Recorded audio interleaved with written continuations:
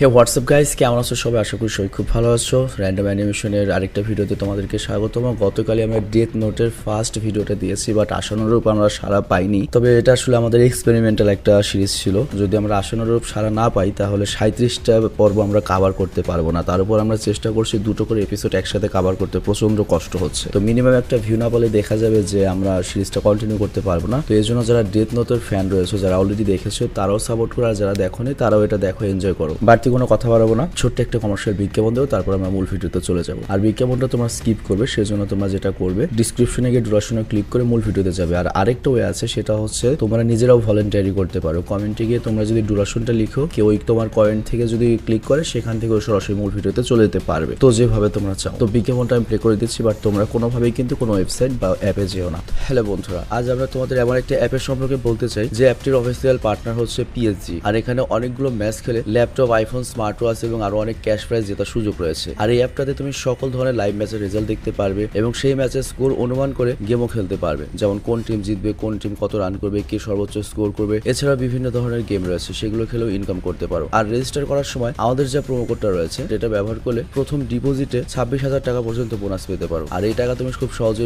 বিকাশ, bank এবং অন্যান্য সহজ পদ্ধতির মাধ্যমে উঠাতে পারো। তো আর দেরি কিসের, ডিসক্রিপশনে প্রোমো কোড এবং পিন কমেন্টে প্রোমো কোড সহ সাইন আপ লিঙ্ক রয়েছে, সেটা ব্যবহার করে অ্যাকাউন্ট খুলে এবং ক্যাশ প্রাইজ যেটো। আর এখানে একটা কথা মনে রেখো, আমরা যে বিজ্ঞাপনই দিই না কেন, অনলাইন থেকে টাকা আয় করা তো সহজের একটা ব্যাপার নয়। তোমরা কোনোভাবে আর্থিক ক্ষতির সম্ভাবনা রয়েছে এমন কোনো ওয়েবসাইটে যাবে না। তো বিজ্ঞাপন শেষে আমরা মূল ভিডিওতে চলে আসলাম। তো লাস্ট ভিডিওতে আমরা কিন্তু দেখেছিলাম যে একদিকে এল আর একদিকে কিরা দুজনকে বলে যে তোকে দেখে নেব, এবং মোটামুটি ওদের একটা ব্যাটল, মেন্টাল ব্যাটল শুরু হয়ে যায়। আর এরপর এই এপিসোডের শুরুতে আমরা জাপানের পুলিশ হেডকোয়ার্টারকে দেখতে পাই, যেখানে কিরা রিপোর্টের ব্যাপারে কথা হচ্ছিল এবং ওনাদের কাছে এ পর্যন্ত 3029টি ফোন কল এবং মেসেজ এসেছে, যেখানে 14 জন লোক বলেছে যে তারা কিরাকে চেনে এবং কিরাকে কোথাও দেখেছে, আর 31 জন এমন মেসেজ পাঠিয়েছে যে আমরাই কিরা। কিন্তু পুলিশ তাদের কারো কথায় বিশ্বাস করে না, এদের ইগনোর করে একটা রেকর্ড বানানো হয়। আর তখন তাদের মধ্যে একটা অফিসার বলে, আমাদেরকে এল এটা বের করতে বলেছিল যে যেসব কয়েদিদের হার্ট অ্যাটাকে মৃত্যু হয়েছে তাদের কোন কোন সময় মৃত্যু হয়েছে। তো এটা রিসার্চ করে দেখা যায় বেশিরভাগ মানুষের মৃত্যু হয়েছে হচ্ছে বিকাল 4টা থেকে রাত 2টার মধ্যে। তার মধ্যে 60% মৃত্যু হয়েছে 8টা থেকে 12টার মধ্যে। আর শনি আর রবিবার ছুটির দিনগুলোতে আরো বেশি মৃত্যু হয়েছে। তো এই রিপোর্টটা যখন এল পায়, এল ডাইরেক্ট বলে দেয় কিরা ছেলেটা একটা স্টুডেন্ট।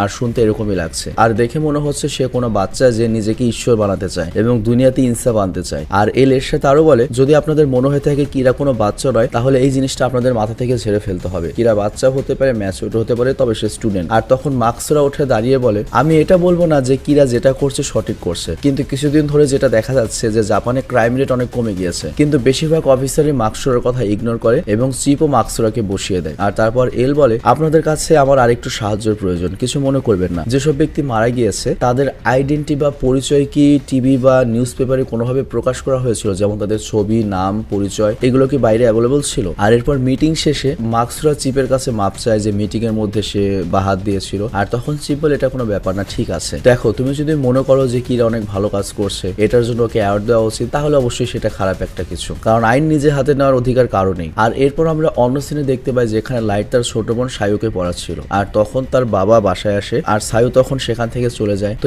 এরপর রিউক বলে, কি ব্যাপার, অনেক রিল্যাক্স দেখাচ্ছে তোমাকে। তো লাইট তখন বলে, দেখো, পুলিশ আমাকে যদি ধরতেও আসে তাহলে আমি অ্যাটলিস্ট বলতে পারবো যে আমি আরো অন্যান্য কাজও করি, আমার অনেক ভালো গুণ রয়েছে এবং যে কোনো ভাবে বেঁচে যেতে পারবো। আর এরপর যখন লাইট নিচে আসে আমরা দেখতে পাই জাপানের ওই পুলিশ স্টেশনের আসলে চিপটাই হচ্ছে লাইটের বাবা, এবং তারা একসাথে বসে ডিনার করছে। তো খাবারের টেবিলে চিপ লাইটকে জিজ্ঞাসা করে, তোমার পড়াশোনা কেমন চলছে? আর তখন ওর মার বোন ওর অনেক প্রশংসা করে যে অনেক ভালো পড়ালেখা করছে, অনেক পপুলার, অনেক বেশি ইন্টেলিজেন্ট, ওকে নিয়ে চিন্তা করার প্রয়োজন নেই। তো এরপর লাইট যখন ওপরে আসে তখন রিউক বলে, ও আচ্ছা, তোমার বাবাই তাহলে পুলিশের চিপ, আর এই জন্যই তুমি এত রিল্যাক্স? লাইট বলে, হ্যাঁ, আর তাছাড়া আমি আমার বাবার কম্পিউটার ইজিলি হ্যাক করতে পারবো, পুলিশ কি ভাবছে না ভাবছে কোন পর্যন্ত, এগুলো সব আমি নজর দেখতে পারবো। তো এরপর আমরা দেখতে পাই লাইট ওর বাবার কম্পিউটারে বসে এবং সেটা ইজিলি হ্যাক করে নেয়। আর সকল ইনফরমেশন দেখার পরে লাইট বুঝতে পারে যে পুলিশ অলরেডি এই পর্যন্ত ইনভেস্টিগেট করতে পেরেছে যে কিরা একজন স্টুডেন্ট। তো এটা দেখে লাইট বলে, আচ্ছা, আমরা কাউকে মারার আগে তো তার নামের ওপর কজ অফ ডেথ লিখতে পারি, তাই না, যে কিভাবে সে মারা যাবে। যেমন লাইট সবসময় হার্ট অ্যাটাক লিখে, আর আমরা তো দ্বিতীয় অপশনে মানুষকে অন্যভাবে মারতে পারি। যেমন কোনো ভিকটিমকে মারার আগে আমরা যদি তার বিষয়ে 6 মিনিট 40 সেকেন্ডে ডেথ ডিসক্রাইব করি বা বর্ণনা করি কিভাবে মরবে, তাহলে তো ওই ক্রিমিনালটাকে আমরা আলাদাভাবে মারতে পারবো। যেমন আমি যদি কোনো ক্রিমিনালকে মারতে চাই, আমি যদি ওর নামের নিচে কজ অফ ডেথ হিসেবে হার্ট অ্যাটাক লিখে এরপর 6 মিনিট 40 সেকেন্ডে মৃত্যুর কারণ হিসেবে যদি ডিসক্রাইব করে দিই, তাহলে তো কাজ হবে হবে না? রিক বলে হ্যাঁ হবে। লাইট বলে তাহলে তো আরো বেশি মজা হবে। তো এখানে আসলে আমি যেটা বুঝতে পারলাম, লাইট যেটা চেষ্টা করছে, ও তো আগে একবারে সবগুলোর নাম লিখে সবগুলোকে মারতো, যার জন্য দেখা যেত একই সময় সব মরতো। তো এখন হয়তো টাইম ডিস্টেন্স করতে যাচ্ছে, মানে একটা টাইমের পার্থক্য করতে যাচ্ছে যে কিছুক্ষণ পর পর মরবে, মানে আমি যতদূর বুঝলাম আর কি। তবে ডেথ নোট সিনেমাটা আমি এর চেয়ে বেশি বুঝেছিলাম সিরিয়াসলি। আর আরেকটা কথা আমি বারবার বলে থাকি, আমি কিন্তু এনিমি এক্সপার্ট নই, সারাদিন যে এনিমি নিয়ে পড়ে থাকি তা নই। তো আমি মূলত এক্সপার্ট হয়ে কোনো কিছু এক্সপ্লেন করি না, যেটা আমি ফার্স্ট দেখি সেটাই মূলত এক্সপ্লেন করি। আর বেশিরভাগই এগুলো ট্রান্সলেটেড হয়ে থাকে, যেগুলো আমাকে স্ক্রিপ্ট পাঠানো হয়। তো যাই হোক, আমার ভুল ভ্রান্তি হলে ক্ষমা করো। তবে তারপরেও যারা কখনো ডেথ নোট দেখোনি, হালকা একটা ধারণা পাচ্ছ। তো যাই হোক, লাইট তো প্ল্যান করেছে যে সে নতুন ভাবে আর কি কজ অফ ডেথ লিখে 6 মিনিট 40 সেকেন্ডের সিস্টেমে করে মানুষকে মারবে। আর এরপর আমাদের আবারও লাইটকে দেখানো আছে যে তার প্রতিদিনের কাজকর্ম করতে থাকে, প্রতিদিন স্কুলে যায়, খেলা করে। আর অন্যদিকে ক্রিমিনাল একের পর এক ফাঁক টাইপে বাড়তে থাকে। আর এরপর আমরা জাপানের পুলিশ হেডকোয়ার্টার দেখতে পাই, আর সকল অফিসার একসাথে হয়। আর তখন চিপের কাছে 3 জন লোক আসে এবং তারা বলে গতকালও 24 জন ক্রিমিনাল মরে গিয়েছে, আগের জন্য 23 জন মরেছে। আর এবার কিন্তু মরেছে নির্দিষ্ট কোনো টাইমে নয়, এর মানে কিলার কোনো স্টুডেন্ট নয়। মানে আমি বিষয়টা বুঝিয়ে বলছি, আমাদের এখানে কিরা যেটা করেছে, ও হয়তো স্কুল টাইমে ফাঁক ফোকর যখন পেয়েছে তখন থেকেই মেরেছে। আগে যেটা করতে হচ্ছে স্কুল থেকে ছুটির পরে। তো এর জন্য অফিসাররা বিলিভ করা শুরু করে দিয়েছে যে কিরা কোনো স্টুডেন্ট নয়। তখন এর মধ্যে আরেকজন অফিসার বলে ও স্টুডেন্ট হতে পারে 2 দিনের জন্য ছুটি নিয়েছে। আর তখন এল বলে না, তোমরা ওর কথা বুঝতে পারছো না। কিরা আমাদেরকে যে মেসেজটা দিতে চাচ্ছে সেটা হচ্ছে ও যে স্টুডেন্ট না সেটার জন্য নয়, ও আমাদের বোঝাতে চাচ্ছে ও ঘটনাস্থলে না থেকেও যে কোনো একজনকে মারতে পারবে এবং টাইমার সেট করেও কাউকে মারতে পারবে। এবং ও প্রতি ঘন্টায় একজন করে ক্রিমিনাল মারছে, যেটা আগে হয়নি। আর এটাও তখনই করেছে যখন আমরা বের করতে পেরেছি যে ও একজন স্টুডেন্ট হতে পারে, আর এর জন্য মারার ধরন পরিবর্তন করে ফেলেছে। তো আপনাদের কি মনে হয় এটা কোনো কাকতালীয় ঘটনা? আমার তো মনে হয় না। আমার কাছে মনে হয় আমরা যে এই পর্যন্ত ইনভেস্টিগেট করেছি বা তদন্ত করেছি, এই তথ্যটা কিরা পর্যন্ত গিয়েছে। তো এর মানে কিরার সাথে হয় পুলিশের সম্পর্ক রয়েছে, কিংবা কোনো পুলিশের ফাইল কিরা অ্যাক্সেস করেছে। তো আমরা এতে বুঝতে পারি এল কিন্তু খুবই স্মার্ট। আর এরপর আরেক সিনে আমরা লাইটকে দেখতে পাই যে বাসায় যাচ্ছিল, আর তখন রিয়ককে সে বলছিল এলের তো এখন উল্টো পুলিশের উপরই সন্দেহ হয়ে গিয়েছে। আর এদিকে এল বলে কিরার কাছে এমন কিছু রয়েছে যেটার মাধ্যমে পুলিশ হেডকোয়ার্টারের ইনফরমেশন সরাসরি কিরার কাছে পৌঁছায়। আর আমি এটা আন্দাজ করতে পারছি না যে কিরা আসলে কি চায়। আর এদিকে রিয়ক বলে আচ্ছা, এটাতে তো তোমার অসুবিধা হবে, ওরা খুব সহজে বুঝে ফেলবে যে তুমি ইচ্ছে করে টাইম সেট করে অন্য পদ্ধতিতে মারছো। লাইট তখন বলে আমি তো চাচ্ছি আমাকে এল খুঁজে ফেলুক, আমার সামনে আসুক, যাতে আমি ওকে খুব সহজে মারতে পারি। তুমি মনে হয় বুঝতে পারছো না। দেখো, মানুষের দুনিয়া এরকম মানুষ খুব কমই রয়েছে যারা একে অপরকে বিশ্বাস করতে পারে। আর একটা মজার কথা কি জানো, আমার বিশ্বাস পুলিশ হেডকোয়ার্টারও এলকে এখন পুরোপুরি বিশ্বাস করে না, আবার এলও পুলিশ হেডকোয়ার্টারকে পুরোপুরি এখনো বিশ্বাস করে না। আর এমনিতেও মানুষ মনে করছে যে এল আর পুলিশ একসাথে হয়ে কিরাকে খুঁজছে, কিন্তু এখন এদের একজনের উপর আরেকজনের যে সন্দেহ রয়েছে এবং সেই সন্দেহটা দূর করে তাদের এক হতে একটু সময় লাগবে। আর যদি এটা দূর না হয়, এক সময় পুলিশের উপরই এলের রাগ হয়ে যাবে, আর ওরা তখন আমাকে খোঁজার জন্য এলকে খুঁজে বের করে ফেলবে। মানে বিষয়টা আমি বুঝিয়ে বলি, এখানে আমি যেটা বুঝতে পারলাম, কিরা এখানে যেটা করেছে ও তোর বাপের কাছ থেকে ফাইল নিয়ে টাইম টুম চেঞ্জ করে দিয়েছে। তার মানে এল এখন পুলিশের উপর সন্দেহ করছে। তো যদি পুলিশের উপর সন্দেহ করে, পুলিশের উপর সন্দেহ করবে। আর এল কাজ করা যখন বন্ধ করে দেবে, এলকে ছাড়া তো এটা আর কেউ করতে পারবে না, তখন পুলিশ করবে কি এলের পেছনে লাগবে এবং এলকে সামনে আনবে, যাতে এলকে দিয়ে ওরা কিরাকে ধরতে পারে। আর ও যখন এলকে সামনে আনবে, ওই সুযোগে কিরার নাম আর চেহারা দেখে ওকে মেরে ফেলবে। তো এই হচ্ছে কিরার প্ল্যান। আর এরপর আমরা পুলিশ হেডকোয়ার্টার দেখতে পাই, ওখানে 3 জন অফিসার ডাইরেক্ট বলে দেয় আমরা রিজাইন করছি, কারণ আমাদের জানের মায়া রয়েছে। তো এই জন্য আমরা রিজাইন করবো, কারণ আমি যদি কিরা হতাম আমি সবার প্রথমে তাদেরকেই মারতাম যারা আমাকে খোঁজার চেষ্টা করছে। তো আমরা যেহেতু কিরাকে খোঁজার চেষ্টা করছি, কিরা আমাদেরকে মারতেই পারে। আর যদিও এল প্রথমে অনেক ভালো স্টার্ট করেছিল, তাও পুরো শহরের সামনে, আর সেই কিরাকে চ্যালেঞ্জও করেছিল আমাকে মারো, কিন্তু সুবিধা হলো ওর ইনভেস্টিগেট করতে ওর চেহারা বা নাম কাউকে দেখানোর বা বলানোর প্রয়োজন হয়নি। কিন্তু আমরা পুলিশ অফিসার, আমরা ব্যাজ নিয়ে ঘুরি, আমাদের নাম চেহারা দুটোই থাকে। আর তাছাড়া যেহেতু ওর কাছে পুলিশের অ্যাক্সেস রয়েছে, ওর কাছে ল্যাপটপ রয়েছে, খুব দ্রুতই আমাদের খুঁজে বের করতে পারবে এবং আমাদেরকে মেরে ফেলতে পারবে। আর তাছাড়া এল তো নিজেই বলেছিল যেসব ক্রিমিনাল মারা গিয়েছে তাদের আইডেন্টি বাইরে অ্যাভেলেবল ছিল কিনা। হ্যাঁ, তাদের আইডেন্টি বাইরে অ্যাভেলেবল ছিল, তাদের নাম এবং ছবি দুটোই পাবলিকালি প্রকাশ করা হয়েছিল, আর এই জন্যই তারা মারা গিয়েছে। তার মানে কিরা শুধুমাত্র ছবি আর নাম পেলেই তাকে মেরে ফেলতে পারে। আর আমরা তো পুলিশ, আমরা তো অন্ধকারে কাজ করতে পারবো না, আমাদের আলোর সামনে গিয়ে কাজ করতে হয়, আমরা এলের মতো নই। তো আমাদেরকে ক্ষমা করবেন, আমরা রিজাইন করছি, আমরা এই কেসে থাকতে পারছি না। আর অন্যদিকে আমরা লাইটের স্ক্যাম স্কুলের সিন দেখতে পাই, যেখানে রিয়ক ভিতরে বসে জানালা দিয়ে বাইরে সকলকে দেখতে পায়, আর সে দেখে একটা ছায়া দেখা যাচ্ছে, মানে কোনায় দাঁড়িয়ে রয়েছে। আমরা বুঝতে পারি অলরেডি লাইটকে কেউ ফলো করছে। আর অন্যদিকে এল সকল পুলিশ অফিসারদের ইনফরমেশন একসাথে করে যে পুলিশে বর্তমানে 141 জন রয়েছে এবং এই 141 জনের যে কোনো একজনের কাছ থেকে কিরা ওই ইনভেস্টিগেশনের ইনফরমেশন পাচ্ছে এবং এই অফিসারদের মধ্যে কেউ একজন অবশ্যই কিরার খুব ভালো পরিচিত। তো এরপর একজন অফিসারের পেজ খুলে যায়, আমরা দেখতে পাই সেটা জিপের ছিল, যেখানে তার মেয়ে আর ছেলে ডেট অফ বার্থ লেখা ছিল। আমাদের কিরাকে দেখানো হয়, মানে সন্দেহ আস্তে আস্তে কাছে চলে আসছে। আর অন্যদিকে রিউক আর লাইট যখন বাসায় যেতে থাকে তখন রিউক যখন কথা বলতেই থাকে তখনই লাইট বলে যে তুমি তো জানো আমি রাস্তায় তোমার সাথে কথা বলতে পারবো না। রিউক তখন বলে তোমাকে কোনো কথা বলতে হবে না, কিন্তু আমি যেটা বলছি সেটা তুমি শোনো। তো এরপর রিউক বলে ডেথ নোট তোমার থেকে ভালো আর কারো কাছে যাওয়াটা ঠিক হতো না। আমি মনে করি তোমার হাতে ডেথ নোটটা পড়ে ভালো হয়েছে, তুমি সবচেয়ে ভালো ইউজ করছো, কিন্তু তার মানে এই না আমি তোমার সাথে রয়েছি, আবার আমি তোমার বিপক্ষেও নেই। আর আমি ততক্ষণ পর্যন্ত তোমার সাথে থাকবো যতক্ষণ না পর্যন্ত তুমি এই নোটটা শেষ করছো কিংবা তোমার মারা না যাচ্ছ। আর এরপর রিউক আরো বলে আমি কিন্তু এল এর সাইডেও নেই তোমার সাইডেও নেই। লাইট বলে হ্যাঁ আমি জানি। তো রিউক তখন ওকে বলে দেখো আমি তোমাকে কখনোই বলবো না তুমি যেটা করছো ভুল করছো নাকি ঠিক করছো, কিন্তু যেহেতু আমরা রুমমেট একসাথে থাকি তো আমার কিছু বলা মনে হয় উচিত। তো লাইট তখন বলে তোমার কি হয়েছে, তুমি এত পেঁচাচ্ছ কেন, তুমি তো এরকম কথা বলো না। তখন রিউক বলে দেখো আমি কিরার কোনো সাপোর্টার নেই, কিন্তু আমার একটা সমস্যা হচ্ছে, সেটা হচ্ছে একটা মানুষ লাগাতার তোমাকে ফলো করছে, কিন্তু আমি যখন পিছনে বারবার দেখছি আমাকে মনে হচ্ছে ও আমাকেই ফলো করছে। তো এই জিনিসটা আমার জন্য খুব বিরক্তিকর লাগছে, তাই আমি তোমাকে বললাম। তো এটা জানার পরে লাইট করে কি কিছু সময়ের জন্য দাঁড়ায় আর আবারও চলতে শুরু করে। আর রিউক তখন বলে দেখো ভাই আমি সত্যি অনেক বিরক্ত হচ্ছি, হতে পারে মানুষজন আমাকে দেখছে না, কিন্তু আমি পেছনে তাকানোর কারণে আমি তোকে দেখছি, আমার উল্টো বারবার মনে হচ্ছে ওই আমাকে ফলো করছে। তো লাইট বলে হ্যাঁ এটা আসলে সবার জন্য বিরক্তিকর জিনিস, আর এটা থেকে আমাদের খুব জলদি মুক্ত হতে হবে এবং সতর্ক হতে হবে। তো এরপর লাইট করে কি বাসায় আসে আর জানালাদের নিচে দেখে এবং খেয়াল করে না ওখানে তো কেউ নেই, কিন্তু সে চিন্তা করে এত দ্রুত পুলিশ কিভাবে আমার উপর ইনভেস্টিগেশন করা শুরু করে দিল, এটার তো কোনো মানে হয় না। কিন্তু এরকম সবার পেছনে একজন করে পুলিশ লাগিয়ে দিতে তো অনেক মানুষের প্রয়োজন হবে, কিন্তু আমার তো মনে হয় না ওরা বুঝে গিয়েছে আমি কিরা, কারণ বাইরে তো আমি একটা নর্মাল হাই স্কুলের স্টুডেন্টের মতোই ঘোরাফেরা করি। তবে আমার পিছনে যেই থাক ওই লোকটির সম্পর্কে আমার তো জানতেই হবে, আর আমি যখন ওর ইনফরমেশনটা পেয়ে যাব আমি ওকে ডাইরেক্ট মেরে ফেলবো। তো এরপর রিউক লাইটকে বলে দেখো আমি তোমাকে একটা চমৎকার অফার দিই, তুমি জানো মানুষ আর শিনিগামির মধ্যে একটা বিশাল ফারাক রয়েছে। দেখো একজন শিনিগামি ডেথ নোটে মানুষের নাম কেন লেখে জানো? তো লাইট বলে না জানি না। তো তখন শিনিগামি বলে দেখো একজন মানুষের নাম লিখলে সে তো মারা যায় আর তার বাকি আয়ু আমাদের হয়ে যায়। ধরো হিরো আলম বাঁচবে হচ্ছে 60 বছর, তো আমি যদি ডেথ নোটে ওর নাম 40 বছর লিখে দেই তাহলে ও 40 বছর বয়সে মারা যাবে, তো ওখান থেকে 20 বছর আমার বয়সে অ্যাড হয়ে যাবে। তো এর জন্য আমরা শিনিগামিরা ডেথ নোটে নাম লিখি। আর আমাদেরকে যদি কেউ এখন গুলি করে টেনে হিসড়ে ফেলে আমাদের কোনো মৃত্যু হবে না। তবে তোমার ক্ষেত্রে কিন্তু ভিন্ন, তুমি লাইট যত ইচ্ছা নাম লিখতে পারো, ডেথ নোটে তুমি 1000 জনকে মারতে পারো, তাদের মৃত্যু হবে কিন্তু তাদের বয়স তোমার সাথে অ্যাড হবে না। এটা শুধুমাত্র শিনিগামীদের উপরই অ্যাপ্লাই করা যায়। তো লাইট তখন বলে হ্যাঁ ভালো হলো,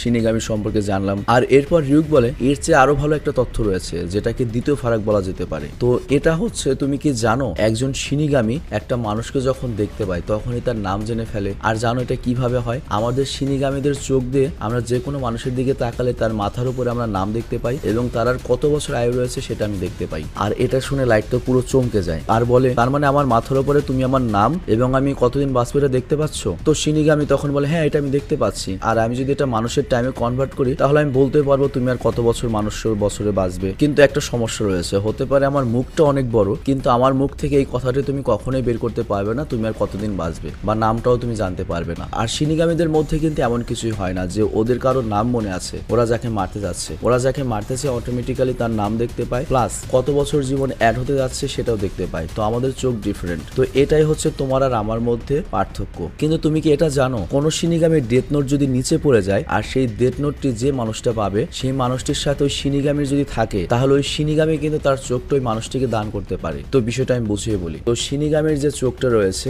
লাইট ইচ্ছা করলে সেই চোখটা নিতে পারবে, আর লাইট যদি ওই চোখ নেয় তাহলে তো যে কোনো মানুষকে দেখে তার উপরে নাম এবং কতদিন বাঁচবে এটা দেখতে পারবে, আর নাম জানলে তো যে কাউকে মারতে পারবে। তো এটা শুনে লাইট খুব খুশি হয়ে যায় এবং চমকে যায়। কিন্তু তখন শিনিগামী বলে এত সহজ না, এর জন্য অবশ্যই একটা ডিল করতে হবে। লাইট বলে ডিল? কেমন ডিল? রিওক তখন বলে হ্যাঁ ডিল, এটা অনেক পুরনো সময় থেকে চলে আসছে। আর রিওক তখন বলে দেখো তুমি যদি আমার চোখ নিতে চাও তাহলে তোমার জীবনের অর্ধেক আমাকে দিয়ে দিতে হবে। আর এটা শুনে লাইট ভয় পেয়ে যায় যে তোমার চোখ নিতে হলে আমার জীবনের অর্ধেক দিয়ে দিতে হবে। রিওক বলে হ্যাঁ দেখো তুমি যদি আর 50 বছর বাঁচো এর মানে হচ্ছে তুমি আমার শিনিগামী চোখ নিলে আর 25 বছর বাঁচবে, আর তুমি যদি আর 1 বছর বাঁচো তার মানে তুমি 6 মাস বাঁচবে। তো এরপর লাইট বলে তুমি যে বলে তুমি এল এর সাইডেও নেই কিরার সাইডেও নেই, তার মানে তুমি এমন কোন ক্রিমিনালের নাম বলে আমাকে হেল্প করবে না যাকে আমি মারতে পারবো না, তাই না? তার মানে হচ্ছে তোমার কাছ থেকে আমি কোনো রকম সাহায্য আশাই করতে পারবো না, তাই তো? রিওক বলে হ্যাঁ, আর এমনি তো এসব রুলস বলা আমার দায়িত্ব যেহেতু তোমার কাছে ডেথ নোটটা রয়েছে। আর আমি তোমাকে আবারও আবারও বলছি, তুমি যদি তোমার জীবনের অর্ধেক আমাকে দিয়ে দাও, আমি তোমাকে আমার শিনিগামি চোখটা দিয়ে দেবো। তো এটা শুনে লাইট হাসে আর বলে, আমি যদি এটা করি তাহলে কি আমি যাকেই দেখবো তার উপরে আমি নাম দেখতে পাবো? তাহলে তো এই ডেথ নোটটা ইউজ করে আরো বেশি সহজ হয়ে যাবে। রিউক বলে, হ্যাঁ হ্যাঁ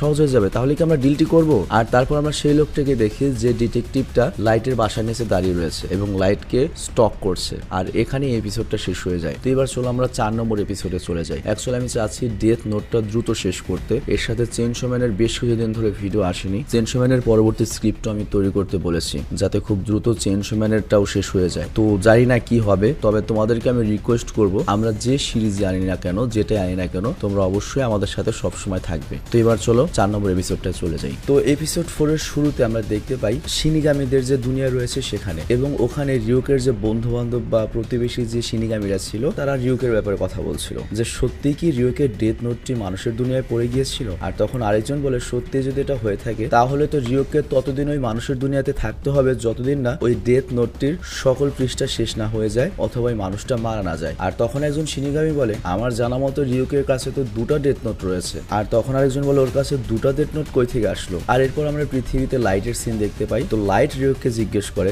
আমি তোমার চোখটা যদি পেতে চাই তাহলে আমার বেঁচে থাকা জীবনের অর্ধেক তোমাকে দিয়ে দিতে হবে, তাই না? রিউক বলে, হ্যাঁ সেটাই তো। লাইট তখন বলে যে রিউক, এটার কোনো প্রশ্নই ওঠে না। দেখো, আমার একটা এমন দুনিয়া বানানোর ইচ্ছে যেখানে কোনো খারাপ কাজ বা ক্রিমিনাল থাকবে না, আর সেই দুনিয়ার আমি ঈশ্বর হয়ে থাকতে চাই। চিন্তা করো শালার মন মানসিকতা কি। তো তুমি যদি চাও আমার বয়স বাড়ানোর কথা চিন্তা করতে পারো, বয়স কমানোর কথা হলে না, আমার ওরকম অপশন দরকারই নেই, আর তোমার তো এই বিষয়ে আগেই জানা আছে। আর তখন রিউক বলে, দেখো আমি একজন শিনিগামী, এর জন্য আমি তোমাকে জাস্ট অফারটা বলে রাখলাম, যাতে তুমি পরে না বলতে পারো যে আমি তোমাকে এটা বলিনি। সকল নিয়ম কানুন তোমাকে বলা উচিত তাই বললাম। আর তখন লাইট বলে, তোমার কি মনে হয় তুমি দেরি করে ফেলেছো? যখন তোমার সাথে প্রথম দেখা হয়েছিল তখনই তোমার উচিত ছিল সবগুলো রুলস আমাকে বলে দেওয়া, অথবা ডেথ নোটে ইনস্ট্রাকশন গুলো লেখা উচিত ছিল। আর তখন রিউক বলে ওঠে, আমি একজন শিনিগামী, আমাকে একটুও ভয় পাচ্ছে না, বাহ। আর তারপর লাইট বলে, রিউক তোমার কি আর কিছু বলার আছে? রিউক বলে, না আমার আর কিছু বলার নেই, আমি সব বলে দিয়েছি। তো এরপর লাইট বলে, তুমি যদি তোমার চোখের বদলে তোমার পাখা দুটি আমাকে দিয়ে দিতে পারতে তাহলে ভালো হতো, তাহলে আমি ঈশ্বরের মতো আকাশে উঠতে পারতাম। আর তাছাড়া এমনিতেও প্রত্যেকটা মানুষের একটা ইচ্ছা থাকে তার ডানা থাকবে, সে আকাশে উঠবে। আর তখন রিউক বলে, এটা করলে তো তোমাকে সবাই দেখে ফেলবে আর পুলিশও সহজে তোমাকে ধরে ফেলবে। আর তখন লাইট বলে, আরে না, আমি এটা মজা করে বলেছি, আর তোমার চোখ আর ডানা যদি আমি নেই তাহলে তো আমি নিজেই শিনিগামী হয়ে গেলাম, আর এটা অবশ্যই খারাপ একটা কিছু হবে। আর এরপর রিউক বলতে থাকে, তারপরেও লাইট তুমি খুব ভালো একটা শিনিগামী, কারণ শিনিগামী দুনিয়ায় আজকাল সবকিছুই ঠিকঠাক চলছে না, মানে ওর দুনিয়ার কথা বলছে। আর আমরা কোনো মতলব ছাড়াই সেখানে জীবনযাপন করছি, আর আমরা মানুষকে এর জন্যই মারি যাতে আমরা না মরি, আমরা বেঁচে থাকি। আর তাছাড়া আমাদের বেঁচে থাকার কোনো উদ্দেশ্যও নেই। আর সেই হিসেবে তুমি অনেক ভালো কাজ করছো, তুমি অনেক ভালো শিনিগামী, তুমি অন্তত ক্রিমিনালদের ধ্বংস করছো। লাইট তখন বলে, থামো থামো, তুমি তো আমাকে একবারে ডাইরেক্ট শিনিগামী বানিয়ে ফেলছো। দেখো আমি একজন মানুষ, আর আমি যা করছি মানুষের জন্য করছি, যাতে মানুষেরা ভালো মতো জীবনযাপন করতে পারে। এই ক্রিমিনালরা সমাজে না থাকলে মানুষের রিস্ক কম থাকবে। আর তোমাদেরকেও, মানে তোমাদের যে শিনিগামী রয়েছে তোমাদেরকেও আমি বেকার বলিনি মানুষদের জন্য, তুমি নিজেই সেটা বলেছো যে তোমাদের দুনিয়ার সবকিছু ভালো কিছু হচ্ছে না। তো তুমি ভাবো, যখন কোনো শিনিগামী দুনিয়া আসে তখন দুনিয়া বদলে যায় আর মানুষ শিনিগামীকে ভয় পায়। তো তুমি বলছো তোমাদের যে শিনিগামীর দুনিয়া সেটা নষ্ট হয়ে গিয়েছে, তো এরপর তুমি যখন ফেরত যাবে, হ্যাঁ তুমি অন্তত চেষ্টা করবে সেটা ঠিক করতে, যেমনটা আমার দুনিয়ায় আমি চেষ্টা করছি। আর রিউক তখন বলে, বাহ তুমি তো খুব অনেক পজিটিভ থিঙ্কার। লাইট বলে, হ্যাঁ এর জন্যই তো আমি এই দুনিয়াকে আরো ভালো বানাতে চাই। আর তখন লাইটের মাথায় একটা আইডিয়া আসে, আর সে ডেথ নোটের রুলস পড়ে আর স্টাডি টেবিলে চলে যায়। আর ও বলে, যে ডিটেকটিভ আমার পেছনে লেগেছে, মানে ওর পেছনে যে আর কি গোয়েন্দাগিরি করছে, তার খোঁজ করার উপায় আমি পেয়ে গিয়েছি। আর আমি এখানে ডেথ নোটের যতগুলো রুল রয়েছে সেগুলোর কম্বাইন্ড করে ইউজ করব। আর এটা একটা এক্সপেরিমেন্ট করতে হবে যে আমি এই ডেথ নোটটা কোন সময় পর্যন্ত কন্ট্রোল করতে পারবো, কারণ একবার যদি আমি কজ অফ ডেথ লিখে ফেলি তাহলে সেটা ডিসক্রাইব করতে করতে আমার কাছে 6 মিনিট 40 সেকেন্ড থাকে। তো তখন তো আমার ডেথের টাইমটা উল্লেখ করতে হবে। তো এর জন্য আমাকে বুঝতে হবে যে এটাকে কিভাবে ব্যবহার করতে পারবো। সিরিয়াসলি গাইস আমি বলছি, আমি নিজেও খুব ভালো বুঝতে পারছি না, আমি বোঝার ট্রাই করছি, এবং আমি বিশ্বাস করি যারা ডেথ নোট আগে দেখেছে ওরা আমাকে ভালো বোঝাতে পারবে কমেন্টে। আমার ভুল হলে কমেন্টে বলে দিও। তো যাই হোক, আমি এখানে জাস্ট চেষ্টা করছি নিজে বোঝার, এবং যারা নতুনরা আছে তাদেরকে একটু বোঝানোর জন্য। তো আমার ভুল হলে কিন্তু আবার ট্রল শুরু করে দিও না। তো যাই হোক, এরপর আমরা পরের দিন সকালের সিন দেখতে পাই, যেখানে চিফ ঘোষণা দেয় আজকে সকালেও 6 জন মানুষ মারা গিয়েছে, আর তাদের সবারই মৃত্যুর কারণ ছিল হার্ট অ্যাটাকে। তবে এরা সবাই মৃত্যুর আগে অদ্ভুত কাজ করেছে, যেমন একজন তার মৃত্যুর আগে দেয়ালে স্টারের মতো একটা চিহ্ন হয়ে গেছে, আর একজন তার ডেথ নোটে আজব কিছু শব্দ লিখেছে যার কোনো অর্থ নেই, আর তৃতীয় জন জেল থেকে পালিয়ে ওয়াশরুমে গিয়েছে আর সেখানেই গিয়ে হার্ট অ্যাটাকে মারা গিয়েছে। তো এরপর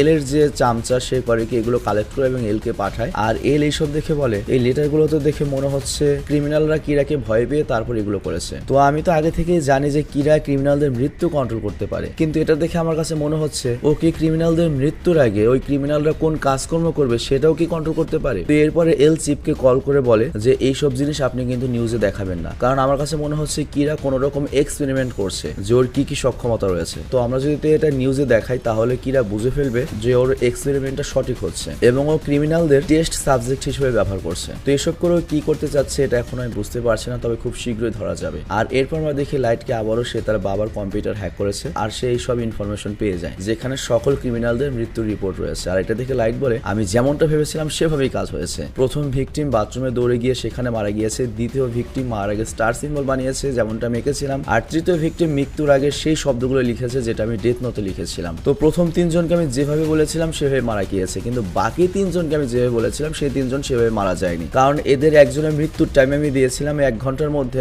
আইফেল টাওয়ারে গিয়ে লাফ দিয়ে মরবে। তো 1 ঘন্টার মধ্যে জাপান থেকে আইফেল টাওয়ারে গিয়ে লাফ দিয়ে মরা সম্ভব না, তো এর জন্য সে নর্মালি হার্ট অ্যাটাকে মারা গিয়েছে। দ্বিতীয় জনকে আমি লিখেছিলাম মৃত্যুর আগে দেয়ালে সে এল এর চেহারা আঁকবে, তো সে যেহেতু এল কে চেনেই না, তার চেহারা দেখেনি, সে কিভাবে আঁকবে, তো এর জন্য ও হার্ট অ্যাটাকে মারা গিয়েছে। আর তৃতীয় জনের মৃত্যুর কারণ হিসেবে আমি লিখতে বলেছিলাম যে এল কোন পুলিশের উপর সন্দেহ করছে, কিন্তু এটাও কাজ করেনি কারণ এ সম্পর্ক জানেই না, তো এর জন্য ও হার্ট অ্যাটাকে মারা গিয়েছে। তো এর মানে হচ্ছে আমি যদি কাউকে মারতে চাই তাকে আমি একটা নির্দিষ্ট টাইম দিতে পারবো, কিন্তু ওটা বাস্তবসম্মত হতে হবে, মানে ইম্পসিবল কোনো কিছু করতে পারবে না, কিন্তু যেটা ওই ক্রিমিনাল জানে বা তার আওতার মধ্যে রয়েছে সেটা করে সে মরতে পারবে। তো এখানে লাইট বলে আমি টেকনিক পেয়ে গিয়েছি, পুলিশ কোনো দিনও বুঝতে পারবে না আমি কখন কি করতে যাচ্ছি। আর এদিকে এলো ভাবছে যে কিরা ক্রিমিনালদের গিনিপিগের মতো ব্যবহার করছে, যেমন ডাক্তাররা ইঁদুর বা গিনিপিগ ইউজ করে রিসার্চ করার জন্য, এবং ও এটাও ভাবে ও যদি কোনো রকম একটা ভুল করে এফবিআই ওকে ধরে ফেলতে পারবে, কিন্তু হতে পারে কিরার অন্য কোনো উদ্দেশ্য রয়েছে। এখানে শুধু শুধু ছবি অক্ষর বা এই লেটারের পিছনে নিশ্চয়ই কোনো অর্থ রয়েছে। তো এরপরে ও শব্দগুলোকে এক নজরে দেখে। তো এখানে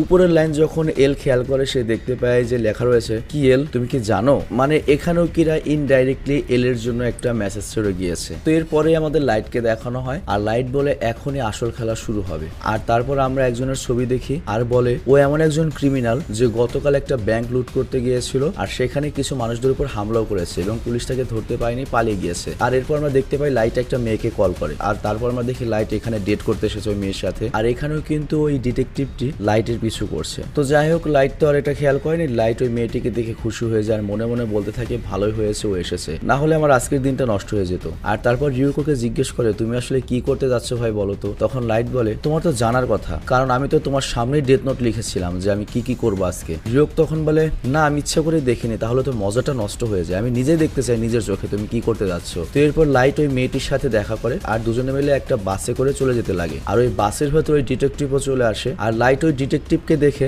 ওই মেয়েটির সাথে কথা বলা শুরু করে। আর আমরা দেখি ওই ডিটেকটিভটি লাইটের পেছনে গিয়ে বসে। তো এরপর বাস গিয়ে সামনের বাস স্টপে থামে আর তখন ওই বাস ওই ক্রিমিনালটি ওঠে। তো ক্রিমিনালটি বাসে উঠে বন্দুক দেখে বাসটা হাইজ্যাক করে আর সবাইকে বলে কেউ যদি এতটুকু নড়াচড়া করো তাহলে কিন্তু আমি তোমাদেরকে মেরে ফেলবো। আর তারপর বাস ড্রাইভারের মাথায় বন্দুক ধরে বলে তোদের স্টেশনে কল দে আর বল বাস হাইজ্যাক হয়েছে এবং 1 মিলিয়ন ইয়ান কোনো একটা মেয়েকে দিয়ে এখানে পাঠা, তা না হলে আমি সবাইকে মেরে ফেলবো। তো এরপর লাইট করে ওই মেয়ে যার নাম ইউরি তাকে বলে দেখো আমি যখনই সুযোগ পাবো ওকে ধাক্কা দিয়ে ওর কাছ থেকে বন্দুকটা ছিনিয়ে নেবো, ঠিক আছে? কিন্তু তখনই পেছন থেকে ডিটেকটিভ বলে ওঠে না এটা করা যাবে না, এটা করো না, এটা বিপজ্জনক, যদি এমন কিছু করতে হয় সেটা আমি সামলাবো। তবে লাইট কিন্তু এই কথাটা মুখে বলেনি, লিখে বলেছিল। তো এর জন্য ডিটেকটিভ বলে তোমাকে লিখে বলতে হবে না, আর আমরা পেছনে রয়েছে আমাদের কথা এমনি তো শুনতে পাবে না। তো তখন লাইট বলে কি প্রমাণ আছে যে তুমি ওই লোকটি ওই হাইজ্যাকারের সাথে নাও? তো ইউরি তখন জিজ্ঞেস করে তাহলে আমাদের পেছনের লোকটাও কি ওই হাইজ্যাকারের সাথে? লাইট বলে হ্যাঁ, কারণ একজন হাইজ্যাক করে আরেকজন পেছনে বসে অভিনয় করে যে সে আরেকজন, কিন্তু তারা হাইজ্যাকারের সাথে মিলিত হয়ে থাকে যাতে কোনো গ্যাঞ্জাম হয় সেটা সে সামলাতে পারে। তো ইউরি তখন আরো ভয় পেয়ে যায় আর ডিটেকটিভ তখন চিন্তা করে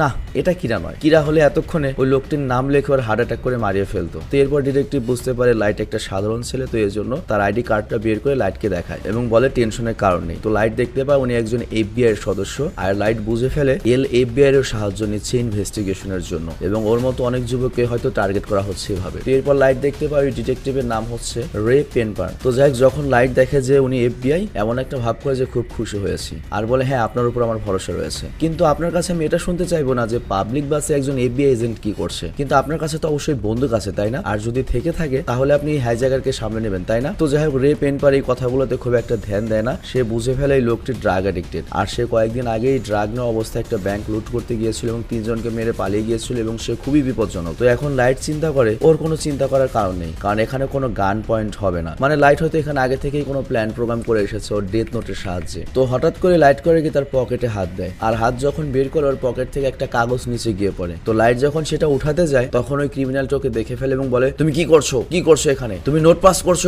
কোনো মেসেজ পাঠাচ্ছ? তো এরপর ক্রিমিনাল ওটা উঠিয়ে পড়তে থাকে, আর ওটাতে একটা সাধারণ কাজের কথা লেখা ছিল। তো এরপর ক্রিমিনালটি সিম্পলি সেখান থেকে চলে যায়। কিন্তু এরপর যখনই ক্রিমিনালটি চলে যাচ্ছিল, হঠাৎ করে যখন পেছনে তাকায় একটা ছায়া দেখতে পায়, আর পেছনে ঘুরে সে ভয় পেয়ে যায়। আর সে বলে, তুমি কে? তুমি এখানে কি করছো? তুমি কি এতক্ষণ এখানে পিছনে লুকিয়েছিলে? তো পেনপার মনে করে যে এই কথা মানে এফবিআই এজেন্ট মনে করে তাকে বলছে, কিন্তু অ্যাকচুয়ালি ওই হাইজ্যাকার রিওককে দেখতে পাচ্ছে। তো রিওক তো পুরো কনফিউজড হয়ে যায়, ও আমাকে দেখলো কিভাবে? তো রিওক জিজ্ঞেস করে, তুমি কি আমাকে দেখতে পাচ্ছ? কিরণ বলে, হ্যাঁ, তুমি ওখানেই দাঁড়াও, না হলে আমি তোমাকে গুলি করে মারবো, তুমি একটা মনস্টার। তো এখানে উল্লেখ্য রিওকের কথা তো কেউ শুনতে পাচ্ছে না, কিন্তু ক্রিমিনালের কথা শুনতে পাচ্ছে। তো এখানে এফবিআই এজেন্ট পেনপার বুঝে যায় আমার অ্যাটাক করার সময় এখনই। তো পেনপার সবাইকে বলে মাথা নিচু করে ঝুঁকে যাও। আর রিওকে বুঝতে পারে লাইট এখানে যে টেকনিকটা খাটিয়েছে, ও ডেথ নোটের একটা পেপার ইচ্ছে করে ফেলে দিয়েছিল যাতে ওই ক্রিমিনালটা ওই পেপারটা হাত দিয়ে ধরে। আর আমরা জানি কি ডেথ নোটের পেপার বা ডেথ নোট ধরলেই সে রিওককে দেখতে পাবে, তো এই কারণে ক্রিমিনালটা রিওককে দেখতে পাচ্ছে। তো যাই হোক, এরপর রিওক যখন ক্রিমিনালটির কাছে আসে, তখন ক্রিমিনালটি করে কি তার বন্দুকের সমস্ত গুলি রিওকের উপর মেরে বন্দুকটি খালি করে দেয়। আর তারপর রিওক বলে, তুমি শিনিগামিকে বন্দুকের গুলি দিয়ে মারতে যাচ্ছ?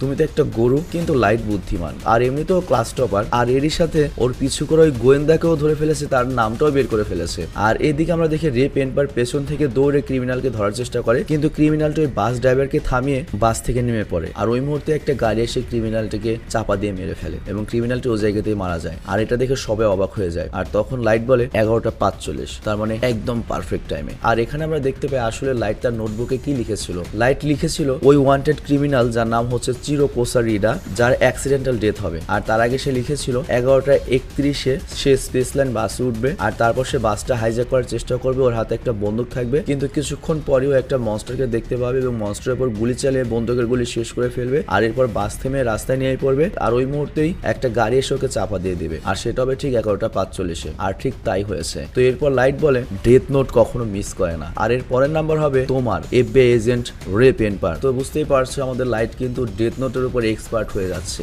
এবং সে কৌশলে গোয়েন্দার নামও বের করে ফেলেছে এবং নেক্সট টার্গেট হচ্ছে গোয়েন্দা, এবং গোয়েন্দা হয়তো মরতে চলেছে। তবে ওই গোয়েন্দা যদি মরে, আমার কাছে মনে হয় লাইট আরো বেশি বিপদে পড়বে। এই কারণটা হচ্ছে কি, ওই গোয়েন্দাকে অবশ্যই পুলিশ ওর পেছনে লাগিয়েছে বা এল ওর পেছনে লেগিয়েছে। তো ওই গোয়েন্দায় যদি মরে, তার মানে লাইট ওকে মেরেছে, লাইট খুব সহজে ধরা পড়বে। তবে কি হবে এটা আমরা পরবর্তী পর্বে জানতে পারবো। তবে ডেথ নোটের আরো কোনো পর্বে আসবে কিনা এটা টোটালি ডিপেন্ড করবে তোমাদের উপর। মিনিমাম যদি 50,000 ভিউ পায় তাহলে আমরা এটা সিরিজটা কন্টিনিউ করবো। তো যাই হোক, ভালো থেকো, সুস্থ থেকো।